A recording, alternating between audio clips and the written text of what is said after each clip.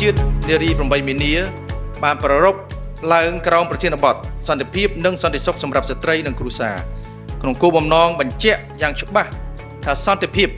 គឺជាមូលដ្ឋានគ្រឹះនៃការរស់នៅនិងអភិវឌ្ឍរបស់សង្គមនិងមនុស្សគ្រប់រូបជាពិសេសស្ត្រីនិងកុមារី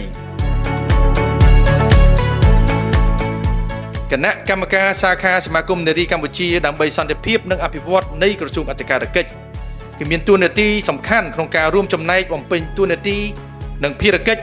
ដ៏ឧត្តមឧត្តមរបស់សមាគមនារីកម្ពុជាដើម្បីសន្តិភាពនិងអភិវឌ្ឍខ្ញុំជឿជាក់ថាគណៈកម្មការនេះនឹងដើរតួនាទីយ៉ាងសកម្មបន្ថែមទៀតក្នុងការលើកកម្ពស់សិទ្ធិតួនាទីនិងសុខុមាលភាពរបស់មន្ត្រីជាស្ត្រីព្រមទាំងរួមចំណែករក្សាសន្តិភាពនិងសន្តិសុខក្នុងគ្រួសារនិងកន្លែងការងារ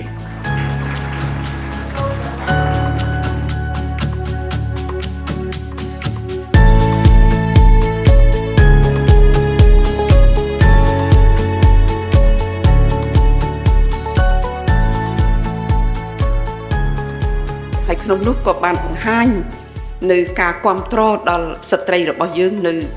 ក្រសួងអធិការកិច្ចនេះចា៎ហើយពិសេសគឺគ្រប់គ្រងកាន់តែស៊ីជម្រៅខ្ពង់ខ្ពស់ថែមទៀតគឺសមាជិក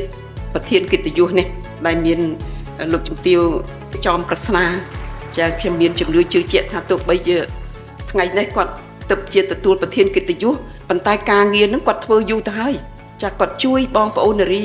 នៅក្រសួងគាត់ជួយបងប្អូននារីនៅខេត្តស្វាយរៀងនិងចុះផ្ទាល់នៅស្រុកមាសហែកចា៎គាត់ខ្ញុំឃើញសកម្មភាពរបស់គាត់ចូលរួមយ៉ាងសស្រាក់សស្រាំជាជំនួយការឲ្យក្រសួងរបស់យើងជំនួយការឲ្យឯកឧត្តមរដ្ឋមន្ត្រីរួចទៅហើយអញ្ចឹងពេលដែលតែងតាំងបានជាប្រធានកិត្តិយសទៅក៏កាន់តែមានសិទ្ធិថែមទៀតក្នុងការតំណាក់តំណងដឹកនាំណែនាំ